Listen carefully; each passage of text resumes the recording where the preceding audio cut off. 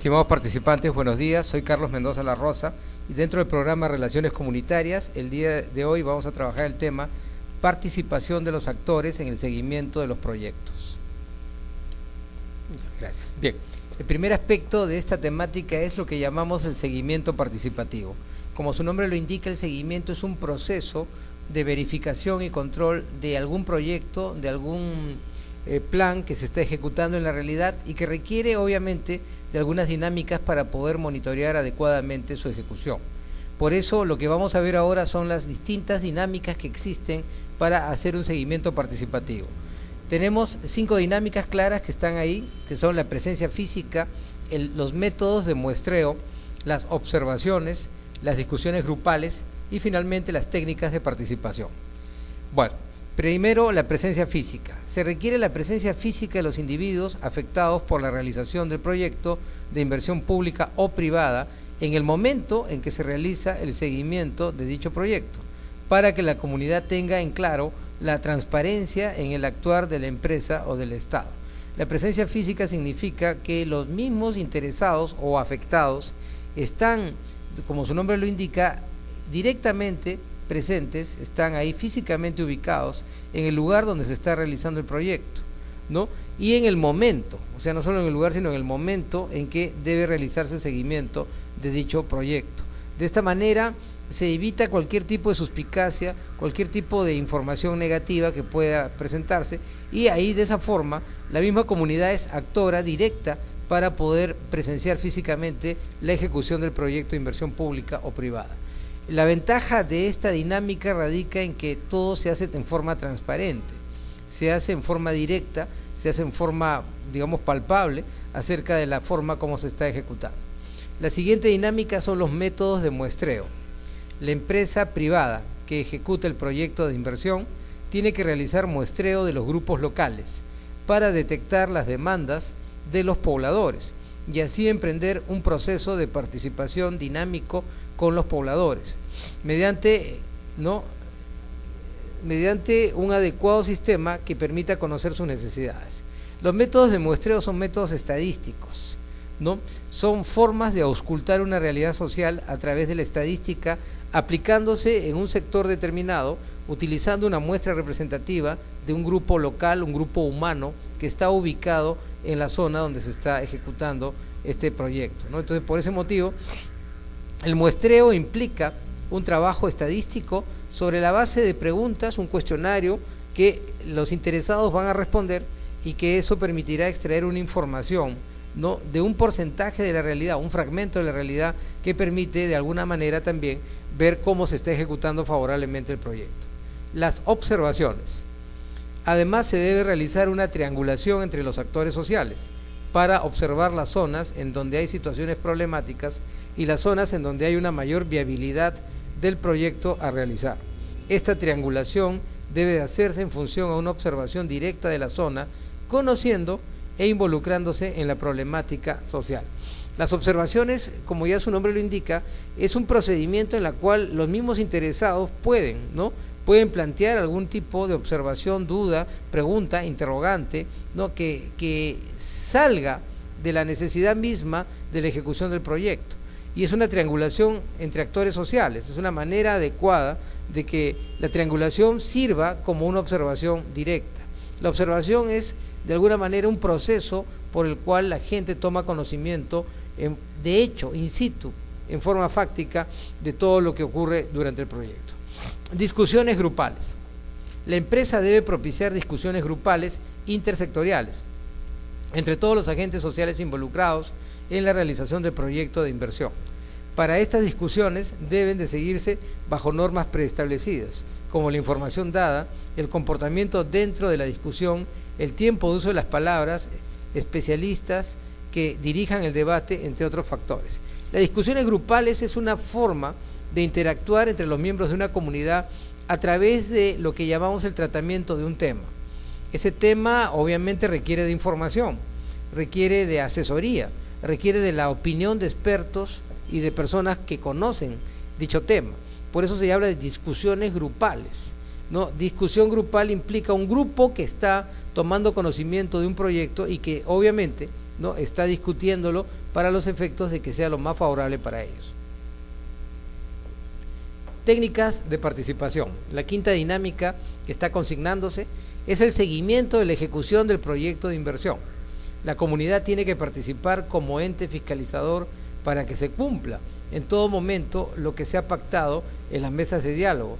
Estas formas de participación fortalecen la evaluación pública de la gestión de la empresa en la ejecución de dicho proyecto, ¿no? Entonces, la participación implica también un procedimiento en el cual, obviamente, los miembros de una comunidad no son una especie de fiscalizador, son un ente fiscalizador para poder averiguar qué es lo que está ocurriendo con el proyecto, cómo se va ejecutando, de qué manera se está implementando la gestión de dicho proyecto, y se establece también mesas de diálogo como formas de participación. La mesa de diálogo siempre es positiva, es un mecanismo interesante para poder ventilar diferencias y establecer discusiones u orientar, ¿no?, también el seguimiento participativo.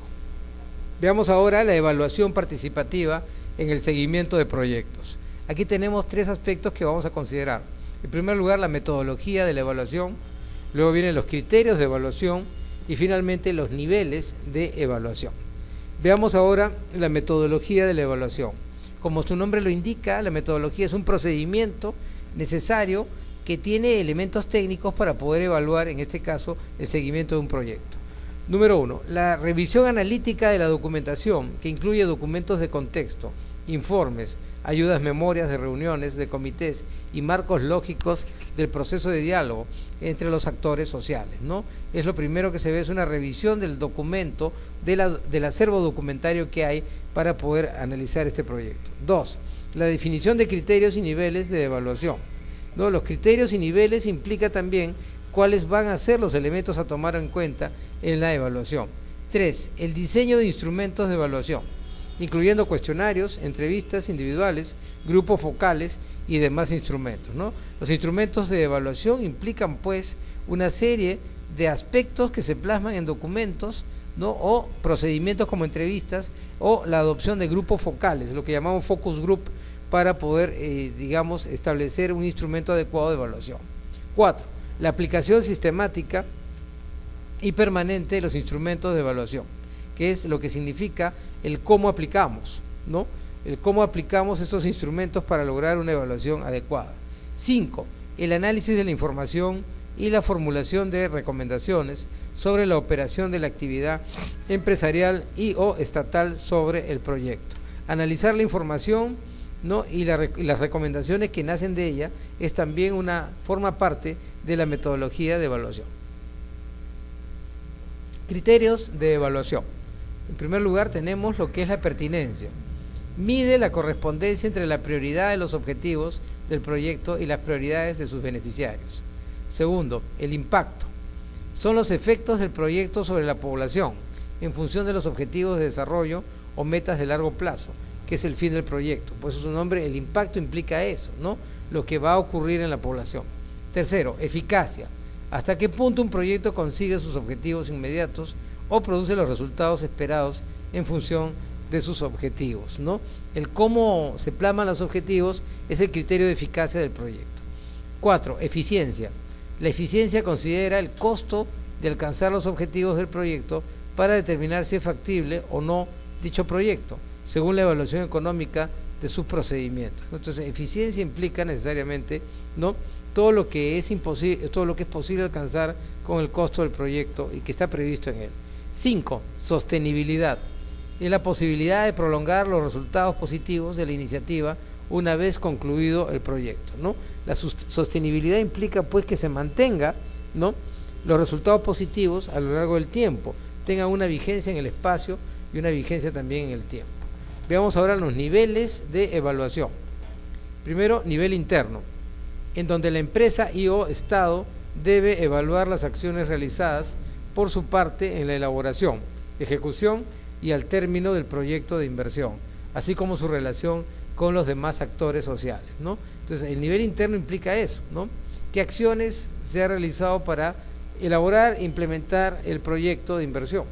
¿De qué manera se relaciona, como ya hemos visto, con los actores sociales? Esto es lo que es el nivel interno dentro de la realidad social.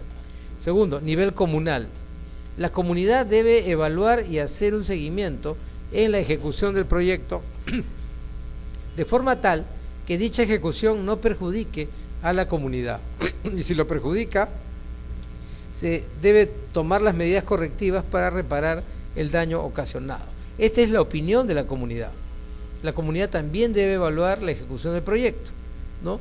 Y averiguar, indagar y tener en cuenta qué cosas de este proyecto pueden afectarlas para que se hagan los correctivos necesarios. 3. Nivel externo. Es fundamental la evaluación de actores externos, como pueden ser las ONG, empresas multinacionales, la Iglesia, entre otros actores, que pueden realizar una evaluación independiente a cualquier interés en juego. Entonces también la evaluación externa implica pues una serie de elementos que permiten convocar a instituciones de prestigio para que puedan evaluar un proyecto que tenga algún impacto social. Veamos las normas para la evaluación según el PNUD. En primer lugar, aquí tenemos 8 normas. La primera es la independiente, que la administración de la empresa no debe imponer restricciones en el alcance, contenido, comentarios y recomendaciones de los informes de evaluación. Los evaluadores deben estar libres de cualquier conflicto de intereses. Justamente los evaluadores no pueden tomar partido, no son jueces ni parte. Simplemente, como su nombre lo indica, los evaluadores deben tener una actitud totalmente imparcial para poder llevar a cabo en forma adecuada su trabajo. Intencionada. El fundamento de una evaluación y de las decisiones que se deben basar en ella debería ser claro desde el principio. No debe haber ningún tipo de mala fe en el proceso de evaluación. Entonces, la buena fe es lo principal. La buena fe se presume, la mala fe se prueba. Entonces, la buena fe es lo que debe primar desde el inicio de un proyecto hasta su culminación. Transparente. Una consultación significativa con las partes interesadas es esencial para la credibilidad y utilidad de la evaluación. Toda evaluación tiene que ser transparente en todas sus características, tanto al inicio, en el proceso y al final del proceso evaluativo, ¿no? Entonces, la transparencia es clave para poder entender todo proyecto, ¿no?, que tenga impacto en la sociedad. La transparencia significa que no debe haber ningún punto oscuro que genere dudas en el comportamiento de la empresa. Ética. La evaluación no debería reflejar intereses personales o sectoriales. Los evaluadores deben tener integridad profesional, respetar los derechos de las instituciones e individuos a proporcionar información confidencial y ser sensibles a las creencias y costumbres del entorno local. La ética es uno de los valores importantes en toda actividad humana y también lo es en la actividad empresarial. Entonces, por ese motivo, la evaluación no debe estar supeditada a ningún tipo de posición individual o institucional.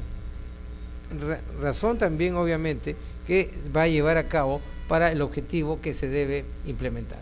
Imparcial. Eliminar los sesgos y maximizar la objetividad son críticas para la credibilidad de la evaluación y su contribución al conocimiento. La imparcialidad implica eso, ¿no? Implica buscar un punto medio que no sea tomado como una inclinación hacia un aspecto determinado de la controversia. De alta calidad. Toda evaluación debería cumplir unos estándares mínimos de calidad definidos previamente antes de realizar el proceso de evaluación a realizar. Entonces, los estándares mínimos implica una calidad que el proyecto debe tener. Entonces, la evaluación también no debe tener esos estándares mínimos de calidad. Oportuna.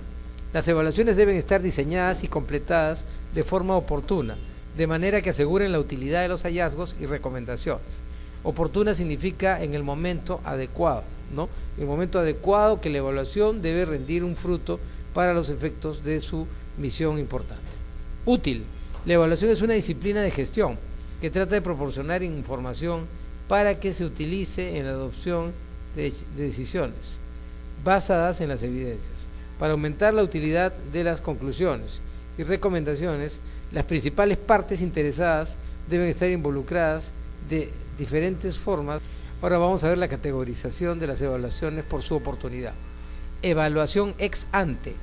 Es una evaluación de amplias miras sobre los probables efectos futuros de nuevos apoyos e iniciativas, tales como las políticas, los programas y las estrategias.